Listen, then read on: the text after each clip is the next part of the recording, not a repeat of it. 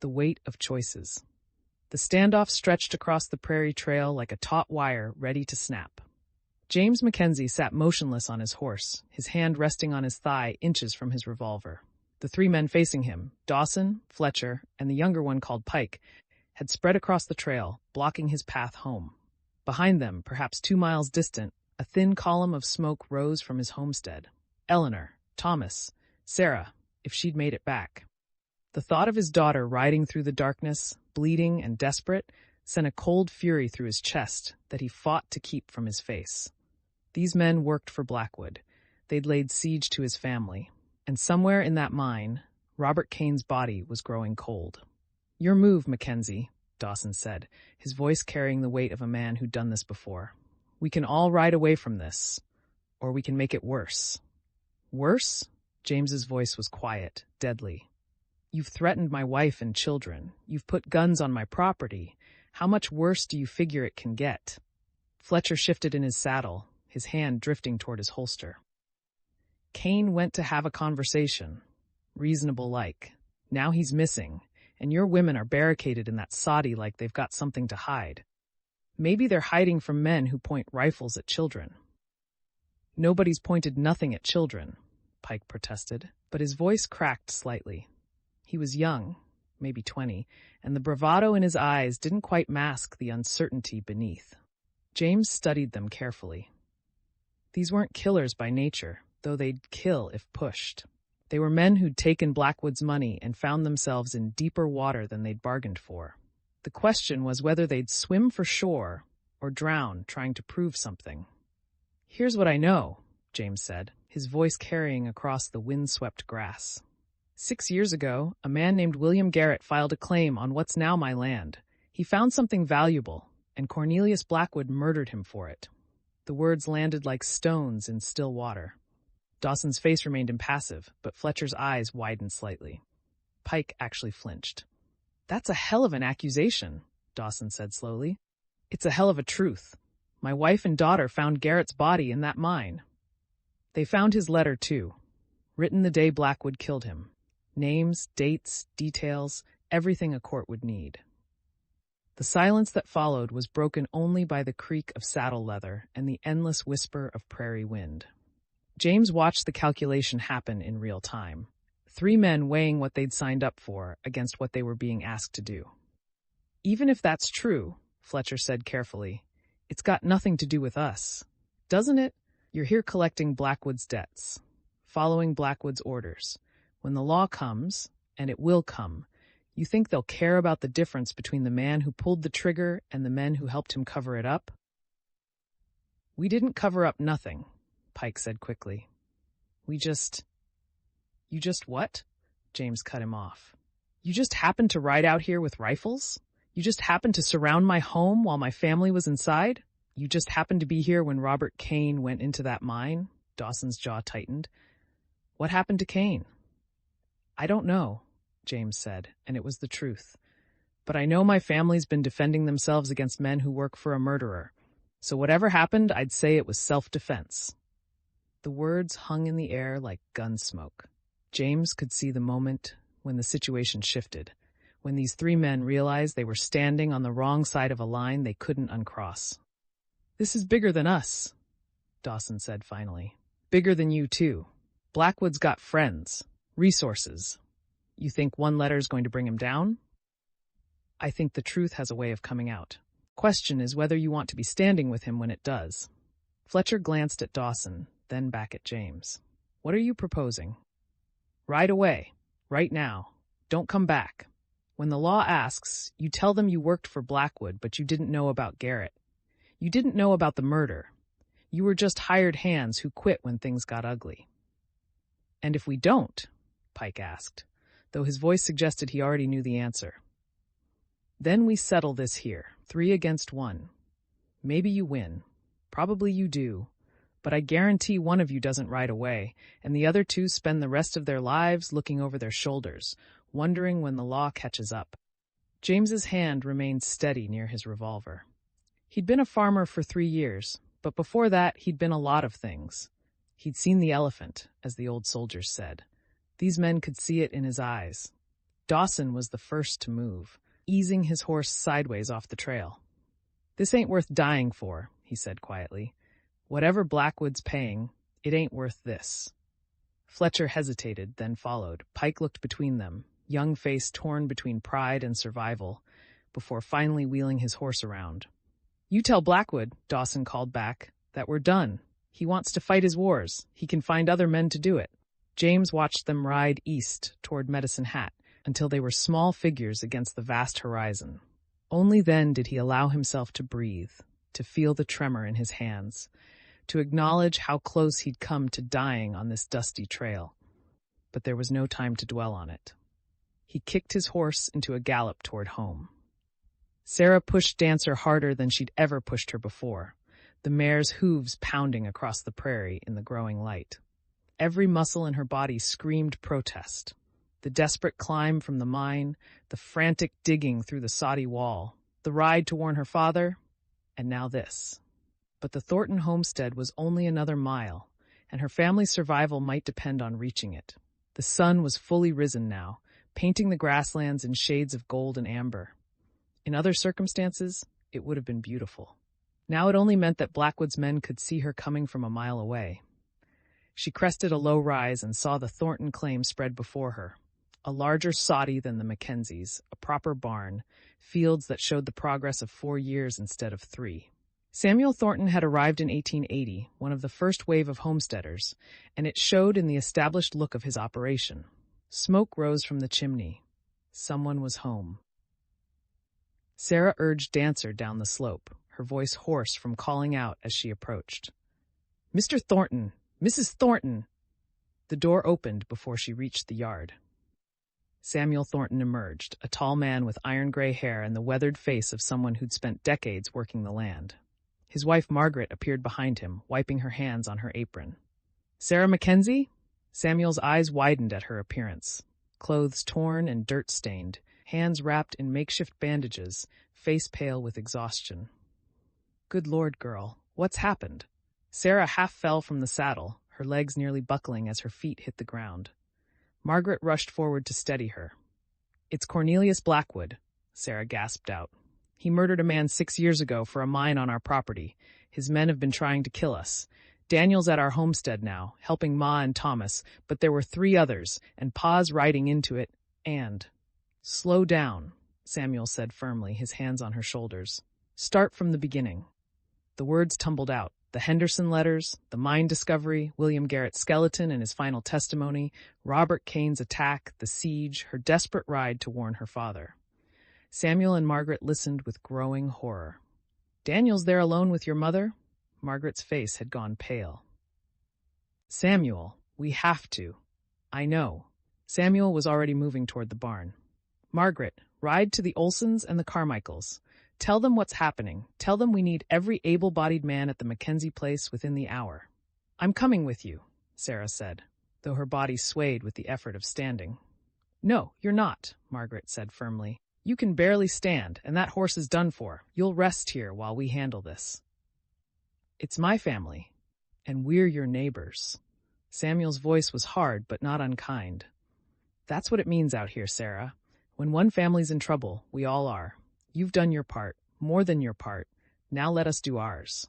He disappeared into the barn, emerging moments later leading his big roan gelding. "Margaret, get word out. I'm riding to the Mackenzie place now. If James is on his way back, I'll meet him on the trail." "Be careful," Margaret said, and there was a lifetime of prairie partnership in those 2 words. Samuel mounted in one smooth motion despite his years. He looked down at Sarah, and something in his weathered face softened. "Your father's a good man, Sarah, and you're your mother's daughter. That's for certain. We won't let Blackwood take what's yours." Then he was gone, riding hard toward the Mackenzie homestead. Margaret put her arm around Sarah's shoulders. "Come inside. I'll tend those hands and get some food in you. Then I'll ride out to gather the others. We've dealt with land grabbers before, and we'll deal with them again." As Sarah let herself be led inside, she felt something shift inside her chest. For 3 years, her family had struggled alone, proud, isolated, determined to prove they could make it without help. But the prairie didn't work that way. Out here, survival was a collective effort. And now, finally, they were learning that lesson. She just hoped they'd learned it in time. Eleanor Mackenzie stood at the Saudis' small window, rifle in hand, watching the empty prairie beyond. Daniel was at the other window, his borrowed gun resting on the sill. Between them, Thomas sat on his bedroll, knees drawn to his chest, trying to be brave. The morning had stretched into an eternity of waiting. Sarah should have reached James by now, should have warned him, turned him back, brought him home safely. But there was no way to know, no way to be certain her daughter hadn't been caught, hadn't been hurt, hadn't. Eleanor forced the thought away. Sarah was strong. Sarah was smart. Sarah would survive because she had to, because the alternative was unthinkable. Movement, Daniel said sharply. Eleanor's heart lurched. She pressed closer to the window, squinting against the morning glare. A single rider coming from the west, not from town, not James. "It's your husband," Daniel said, relief evident in his voice. "I recognize the horse." Eleanor's knees nearly buckled. James, alive, coming home. She watched as he approached, saw him scanning the property, saw the moment he registered the absence of Blackwood's men. He dismounted in the yard, and Eleanor was already pulling the heavy beam from the door. They met in the doorway, and for a moment, Eleanor couldn't speak. She just looked at him, dusty from the trail, exhausted from Medicine Hat, but alive and whole and here. "Eleanor," he breathed, and then his arms were around her, holding her so tightly she could barely breathe. "God, Eleanor, when Sarah told me—" "We're all right," she managed. "We're all right." James pulled back, his hands framing her face, his eyes searching hers. Then he looked past her to where Thomas stood in the doorway, and he was moving again, pulling his son into a fierce embrace. "Pa," Thomas said, his voice breaking. "Pa, there were men with guns, and Ma and Sarah went in the mine, and—" "I know, son, I know." James held him close. "It's going to be all right now." Daniel had stepped outside, giving them space. James met his eyes over Thomas's head. "Daniel Thornton, Sarah told me what you did, how you stayed." "Wasn't going to leave them alone," Daniel said simply. "I won't forget it." James's voice carried the weight of a debt that could never be fully repaid. Eleanor touched James's arm. "The men who were here, I met them on the trail. They're gone, headed back to Medicine Hat." He looked at her, and she saw the hardness in his eyes. "But Blackwood's still out there, and he knows we have evidence that could hang him." "Then we need to get that evidence to the law," Eleanor said. "Today, before he can act." "Samuel Thornton's coming," Daniel said from the doorway. "I see him on the northern trail." They turned to watch as the older homesteader approached, his horse lathered from hard riding. He dismounted quickly, his face grave. "James, Eleanor, thank God you're all right." He looked around the property, taking in the signs of siege, the disturbed earth where Sarah had dug through the wall, the scattered belongings. "Sarah made it to our place, told us everything. Margaret's gathering the neighbors now." "Samuel," James started, but the older man held up a hand. "No thanks needed. This is what we do."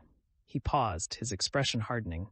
"But we need to talk about what comes next. Blackwood's not going to let this go. A man like that backed into a corner? He's dangerous." "I know," James said quietly, "which is why I need to ride to Medicine Hat. Get the law involved before he gets to the law first." Samuel shook his head. "James, Blackwood's been in Medicine Hat for 6 years.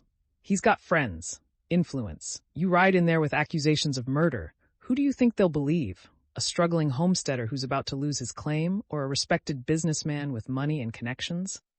The words landed like blows. Eleanor felt her chest tighten. "Then what do we do?" "We make sure the truth can't be buried," Samuel said. "We get that evidence to someone who can't be bought, someone outside Blackwood's reach." "Who?" James asked. "Fort Walsh, the Northwest Mounted Police." Samuel's eyes were hard. "They answer to Ottawa, not to local money. And they've got jurisdiction over major crimes. Murder qualifies." "That's 3 days' ride," Daniel said. 2 if you push hard and know the trails." Samuel looked at James. "I'll go with you." 2 men traveling fast, changing horses at friendly homesteads along the way. We can make it in 48 hours. "And leave Eleanor and Thomas here?" James shook his head. "If Blackwood comes—" "He won't find them alone," Samuel said firmly. "Margaret's bringing the Olsons, the Carmichaels, the Bakers. We'll have 12 families here by sundown. Blackwood would have to bring an army to get through us. Eleanor looked at her husband and saw the war happening behind his eyes, the need to protect his family fighting against the need to end this threat permanently. She stepped close to him, her voice low. "Go," she said quietly. "Finish this. We'll be safe here with our neighbors." "Eleanor, I've defended this homestead twice now. I can do it again if I have to." She held his gaze. "But I'd rather not have to. I'd rather you end this so our family can finally be safe." James looked at her for a long moment, then nodded slowly. "We leave within the hour, as soon as the neighbors arrive." "Good." Samuel clapped him on the shoulder. "Meanwhile, let's see this evidence that's got Blackwood so worried." Eleanor retrieved the oilcloth-wrapped letter from its hiding place beneath the floorboards. She handed it to Samuel, watching as he carefully unfolded the brittle pages and began to read William Garrett's final testimony. His face grew darker with each line. When he finished, he looked up at James. "This is enough. More than enough. The mounted police will have to investigate." "Will they act in time?" Eleanor asked. "Before Blackwood?" "We'll make them act," Samuel said grimly. "One way or another." The sound of hoofbeats drew their attention. More riders were approaching from the south, 3 wagons and half a dozen mounted men. The neighbors were arriving. Eleanor watched as her homestead transformed into something else, a gathering place, a fortress, a community rallying point. The Olsons and Carmichaels arrived first, followed by the Bakers and the widow Jensen. Each family brought supplies, weapons, determination. This was what they'd needed all along. Not isolation and pride, but connection. Not independence, but interdependence. As the sun climbed higher, James and Samuel prepared for their ride to Fort Walsh. Eleanor helped them pack supplies: dried meat, hardtack, canteens of water. The letter was carefully secured in James's saddlebag, wrapped in oilcloth and leather to protect it from the elements. 2 days there, 2 days back, James said, holding Eleanor close one more time. "Maybe 3 if the weather turns, but I'll be back, and this will be over." "I know," Eleanor said, though her heart was breaking at the thought of him riding away again. "Go, save our home." He kissed her, fierce and desperate, then pulled away before his resolve could weaken. He knelt before Thomas, his hands on his son's shoulders. "You're the man of the house while I'm gone," he said. "Take care of your mother." "I will, Pa," Thomas said, tears streaming down his face. "I promise." James mounted his horse, and Samuel swung into his saddle beside him. The 2 men looked at the gathered homesteaders, neighbors who'd dropped everything to defend a family in need. "We won't forget this," James called out. "Any of it." "Just come back safe," Margaret Thornton called. "And bring the law with you." Then they were riding north, 2 figures growing smaller against the endless prairie, carrying with them the evidence that could destroy Cornelius Blackwood or doom the Mackenzie family forever. Eleanor watched until they disappeared over the horizon. Then she turned back to her homestead, to her son, to Daniel Thornton, who'd stayed to protect them, to the dozen families who'd come to their defense. Somewhere to the south, in Medicine Hat, Cornelius Blackwood was learning that his men had failed, learning that the Mackenzies had allies, learning that his carefully buried secret was being carried toward the law. What he would do next was anyone's guess. But Eleanor Mackenzie had learned something in the past 3 days. She'd learned that she was stronger than she'd known, that her daughter was braver than she'd imagined, that her husband still had the steel she'd fallen in love with, and that the prairie, harsh as it was, bred a kind of loyalty that couldn't be bought or broken. Whatever came next, they would face it together. The siege was over, but the war for their homestead had just begun.